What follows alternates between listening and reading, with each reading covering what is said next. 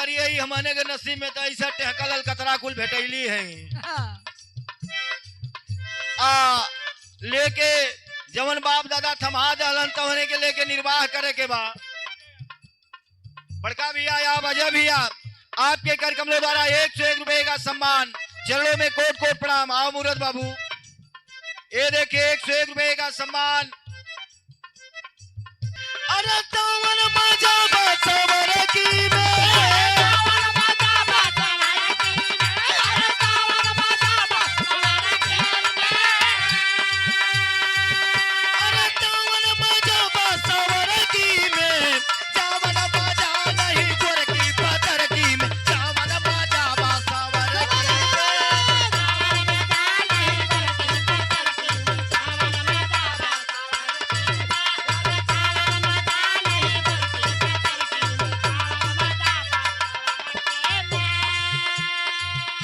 है गोरकी गुमानी गौरव में पागली।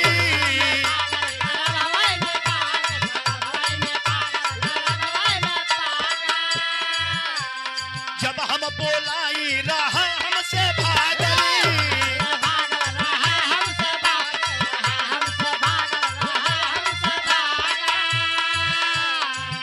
अरे काहे पजरवा से सरकी रे,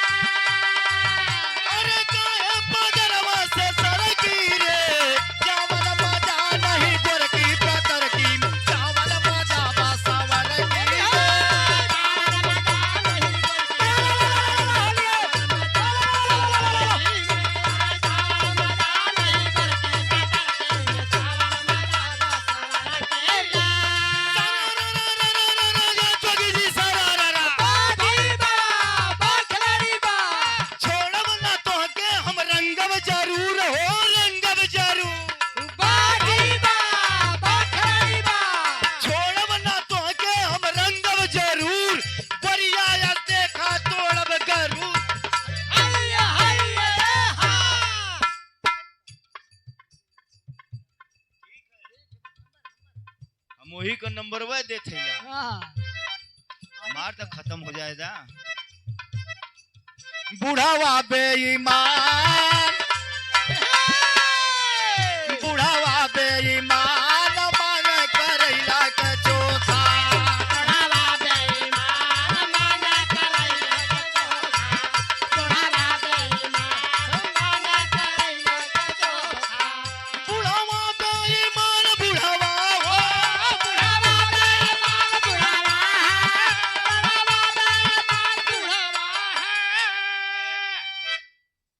देखिए सखराज बाबू के कर कमलों द्वारा 101 रुपए का सम्मान, चरणों में कोट कोट प्रणाम। तो नने लगल रहल कैली, बंद न कैल कैली बाबू।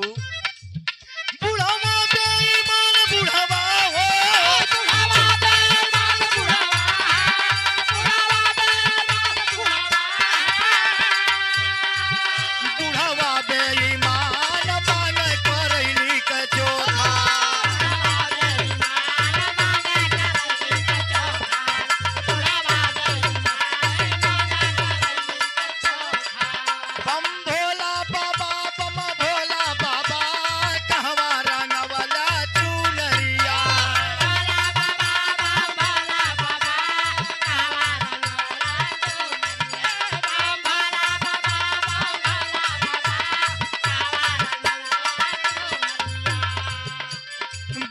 के रंगने भोला के अंगने एक पेड़ रेड़ हो,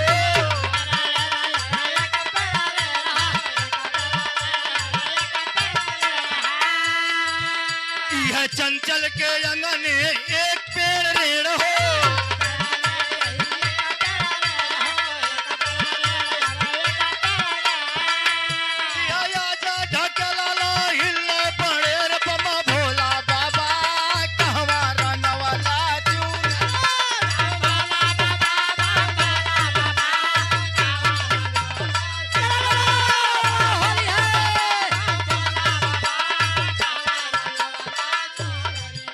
अब एक कलाकार आया है हमारे बीच में, बच्चा है, मालिक महोदय का आदेश है, उस बच्चे से भी एक गीत गवा लीजिए, समय काफी कम है।